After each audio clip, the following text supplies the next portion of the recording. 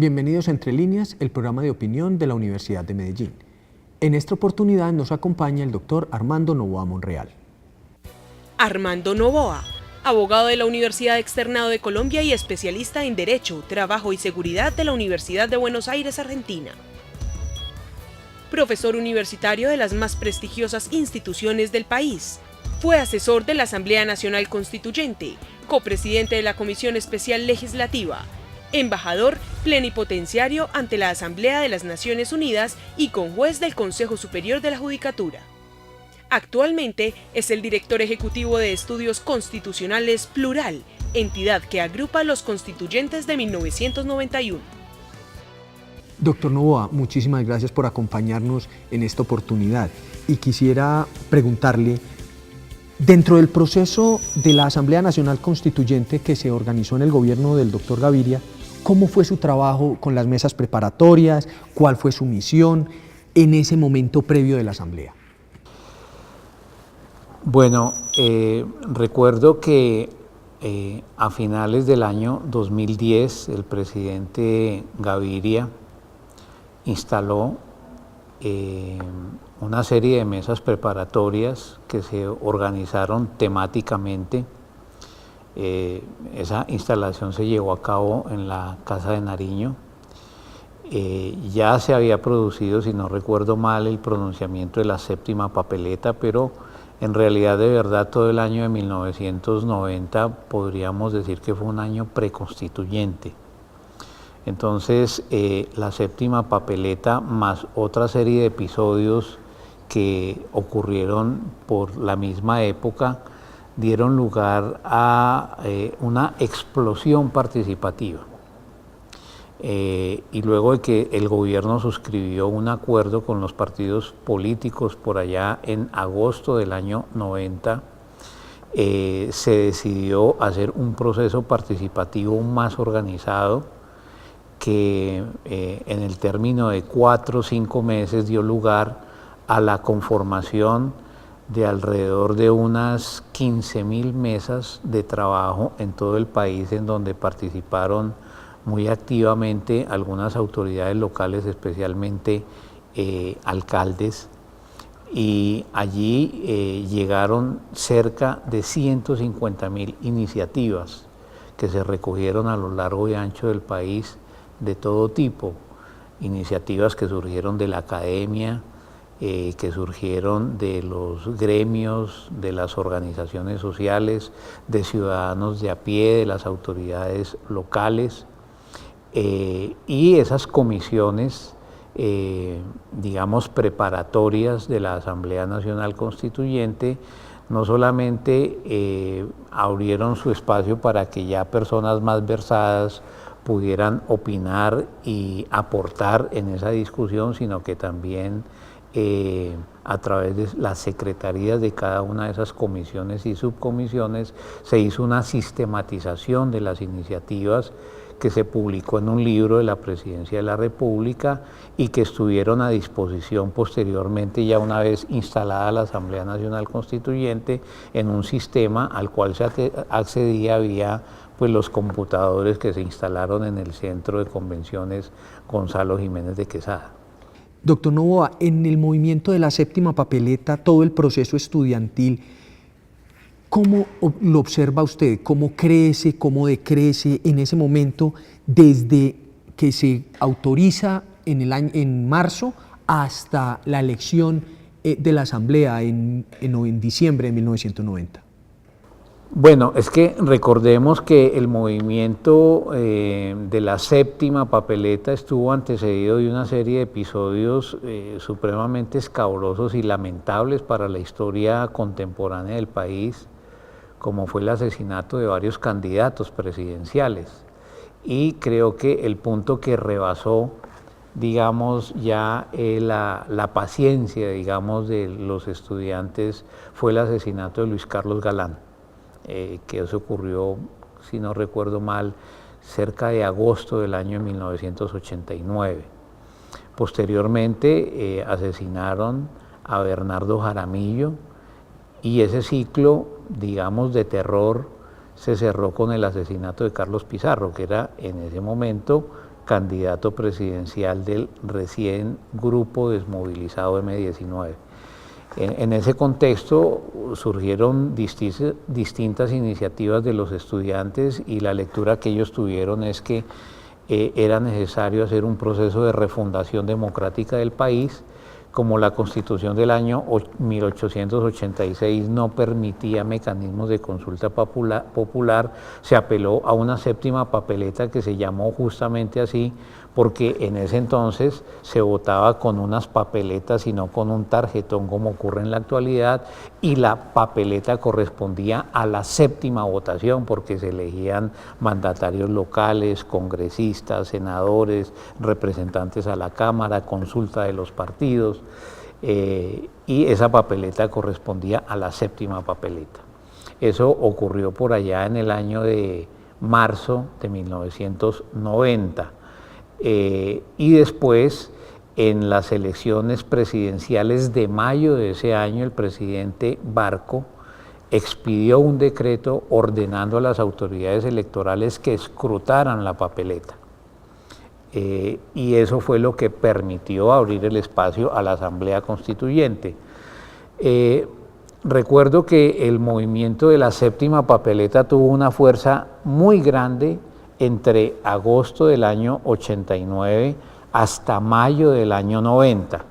Pero ya cuando ocurrió la elección presidencial, que ganó las elecciones el candidato del Partido Liberal, César Gaviria, y él interpretó ese mandato como la necesidad inaplazable de promover una reforma institucional a fondo de nuestro sistema político y económico, ese movimiento de los estudiantes se fue transformando y dentro de sus líderes, algunos de ellos tomaron partido dentro de las elecciones que aspiraban a que a través de distintas fuerzas fueran elegidos como delegatarios en la Asamblea Nacional Constituyente. Ese fue el caso, por ejemplo, de Fernando Carrillo, que lideró uno de los movimientos en favor de la séptima papeleta, y ese fue el caso también de Fabio Villa, constituyente, que estando liderando el movimiento de la séptima papeleta, llegó a la Asamblea Nacional Constituyente en una de las listas que participaron en el certamen electoral que ocurrió el 9 de diciembre del año de 1990. De manera que, para redondear la respuesta, debo recordar que hubo en este aspecto de la séptima papeleta dos momentos. Un momento de pico, en el sentido de que sus promotores lograron concretar su iniciativa y lograron un pronunciamiento espontáneo y casi que heroico del pueblo colombiano en las elecciones de marzo del año 90, y hubo un momento en donde ya ese movimiento se transformó y dio lugar a que algunos de sus líderes participaran en el proceso constituyente ya propiamente como delegatarios, pero el movimiento, entiendo, fue, digamos, difuminándose en medio de la campaña para la elección de delegatarios a la constituyente. Vamos a unos breves mensajes institucionales y ya regresamos a su programa Entre Líneas, el programa de opinión de la Universidad de Medellín.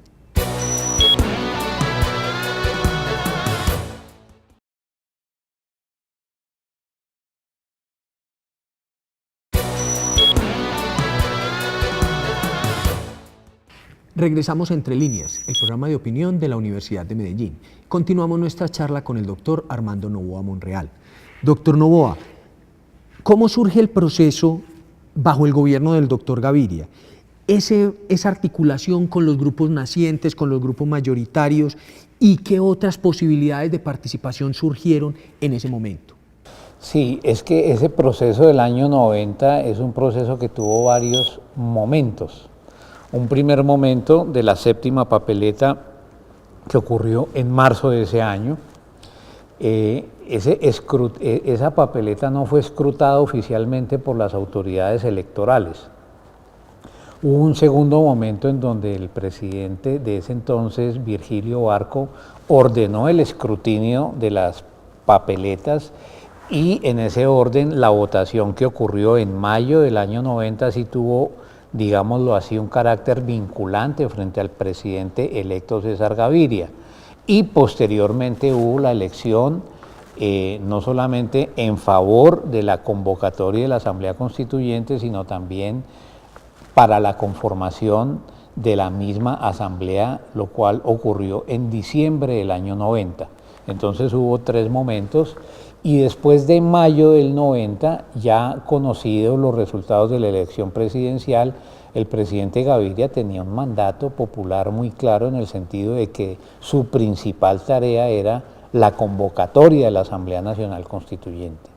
Para el efecto, el presidente Gaviria, por las circunstancias que habían allí, trabajó en la elaboración de un acuerdo político con las fuerzas partidistas más representativas, las fuerzas que habían obtenido mayorías en el Congreso, con un ingrediente adicional, y es que una de esas fuerzas no tenía representación en el Congreso, que era el recién surgido movimiento de la Alianza Democrática M19. Entonces, para la elaboración del acuerdo, el presidente Gaviria convocó a los presidentes de las distintas agrupaciones, con ellas construyó un acuerdo político, no solamente en lo que se refiere al temario del cual debía ocuparse la Asamblea Nacional Constituyente, sino también los mecanismos y las reglas electorales para la escogencia de los delegatarios a la Asamblea, y eso ocurrió alrededor de agosto del año 90. Posteriormente vino un pronunciamiento de la Corte Suprema de Justicia que declaró que esa asamblea no debía estar sujeta a un temario preestablecido en el acuerdo político en el que habían participado los partidos, sino que esa constituyente debería ser soberana. Bueno, con respecto al tema de la participación del Congreso y la participación de la Judicatura, concretamente del Consejo de Estado, ¿cuál fue la posición que estos cuerpos adoptaron frente al proceso que se estaba gestando y teniendo entendido lo que había actuado la Corte Suprema de Justicia? Bueno, yo creo, hubo resistencias, ¿no? Hubo resistencias institucionales fuertes. Por ejemplo, el Procurador General de la Nación de ese entonces se pronunció en contra del decreto de estado de sitio que examinó la Corte Suprema de Justicia, mediante el cual se convocaba las elecciones del 9 de diciembre del año 90 para la elección de los delegatarios.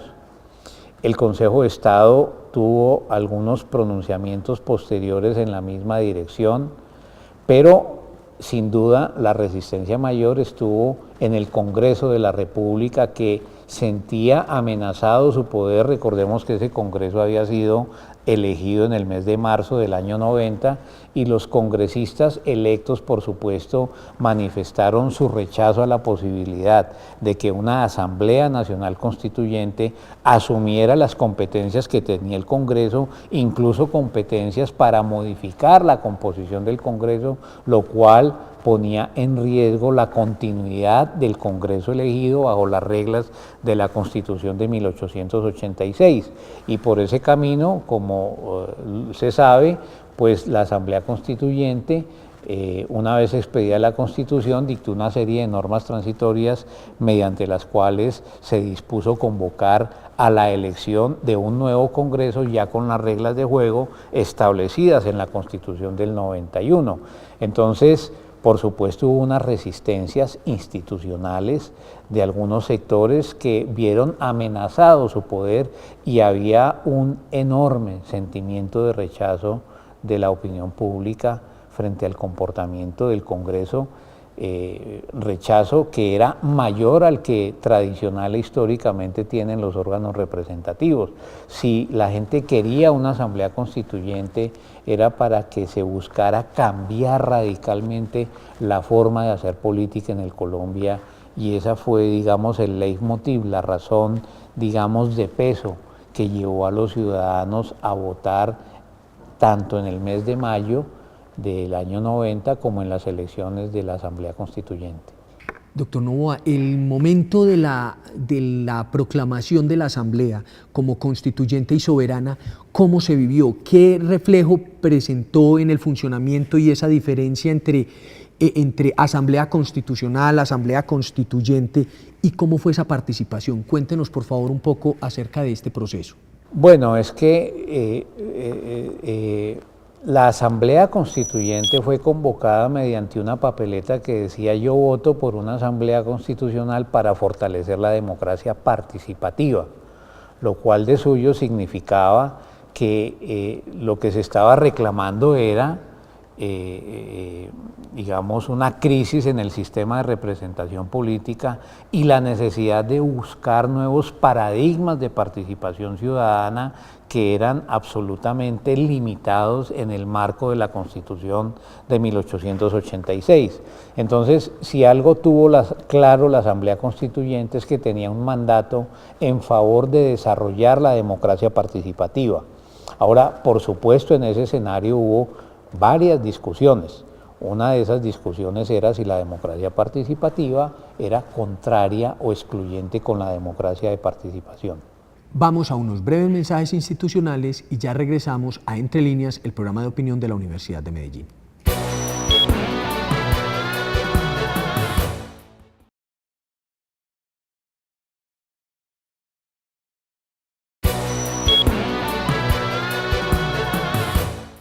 Regresamos a Entre Líneas, el programa de opinión de la Universidad de Medellín.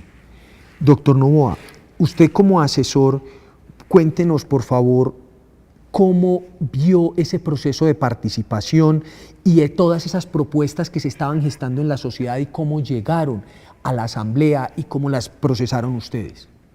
Bueno, el trabajo de los asesores en la Asamblea Constituyente fue bastante arduo, porque no fue una exageración decir que se habían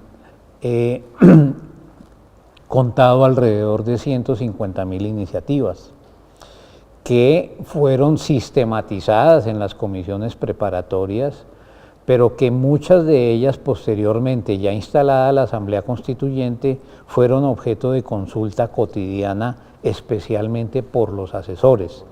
Los constituyentes eran las figuras políticas, los asesores éramos, digamos, los constituyentes en la sombra, dado que nos correspondía sistematizar esa información, ubicar los temas de mayor expectativa ciudadana, mirar cuáles iniciativas casaban dentro de los temas que se estaban discutiendo y tratar de recoger esas expectativas ciudadanas en los proyectos que se sometían a consideración dentro de cada una de esas comisiones, por supuesto sin perjuicio del trámite que tuvieron las iniciativas que presentaron las distintas bancadas que fueron elegidas al interior de la Constituyente.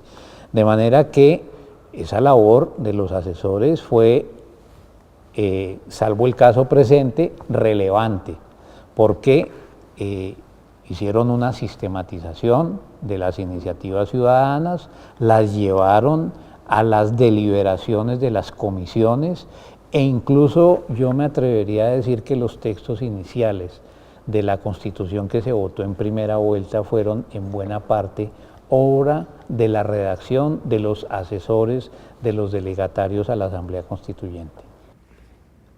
Todos los entrevistados que hemos tenido aquí, constituyentes, asesores, nos han confirmado un punto, que el trabajo fue aterrador. ¿Cómo hicieron ustedes para procesar esa información y llevársela a los constituyentes? ¿O cómo fue ese proceso de discusión entre ellos para la consecución de acuerdos y aprobar artículos o propuestas en la Asamblea? Los asesores les correspondía, además de hacer las consultas de las propuestas ciudadanas radicadas en la Constituyente,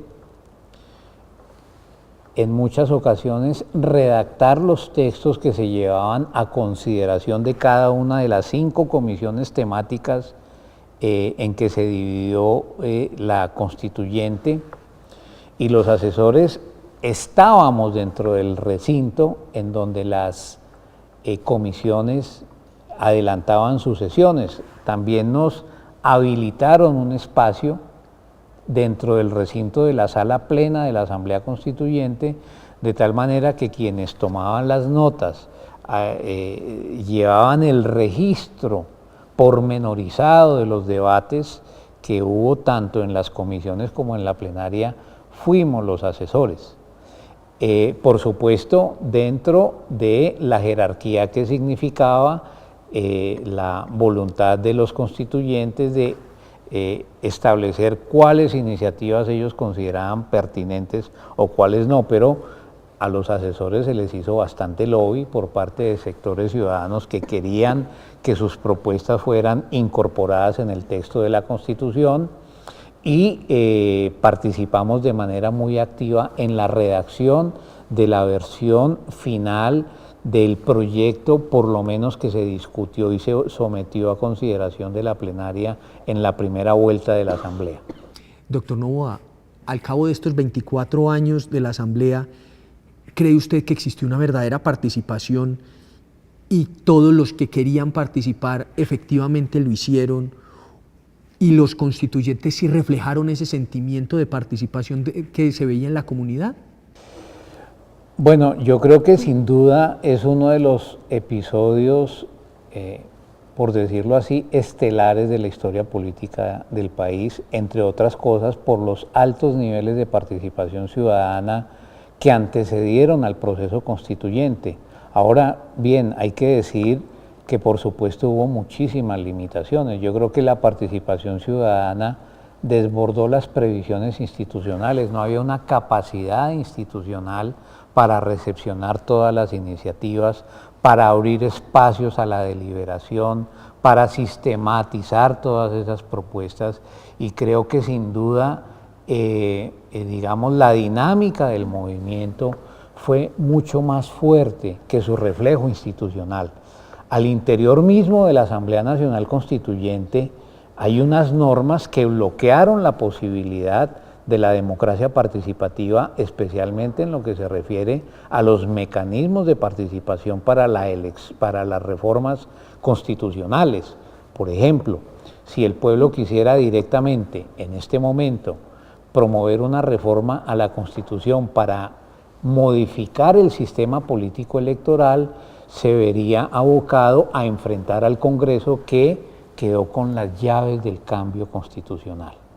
Ese es uno de los tantos temas que están ahí. Posteriormente, el Congreso de la República tomó revancha contra el proceso constituyente, y cuando se expidió la Ley 134 de 1994, sin duda se cerraron muchos de los mecanismos que quedaron planteados de manera general en el texto de la Constitución del 91. Creo que hubo un momento singular de participación, pero en estos 23 años de vigencia de la Constitución creo que, digamos, la política y las instituciones están en deuda con la democracia participativa. Hay infinidad de mecanismos de participación, hay una enorme conciencia de participación. Muchos mandatarios locales le han abierto un espacio muy importante a la democracia participativa vía planes de desarrollo participativos, vía presupuestos participativos. La Constitución estableció mecanismos como, por ejemplo, la revocatoria del mandato, como la pérdida y la investidura, que sin duda son mecanismos de participación, pero ha tenido un desarrollo muy desigual, y los experimentos exitosos de participación creo que se han hecho al margen de los textos que posteriormente han desarrollado esa figura. Es una tarea que se encuentra inconclusa. Doctor Noboa, muchísimas gracias por acompañarnos en esta su casa, la Universidad de Medellín, y esperamos contar con usted en una próxima oportunidad. Y a todos ustedes los esperamos de regreso en su programa Entre Líneas, el programa de opinión de la Universidad de Medellín.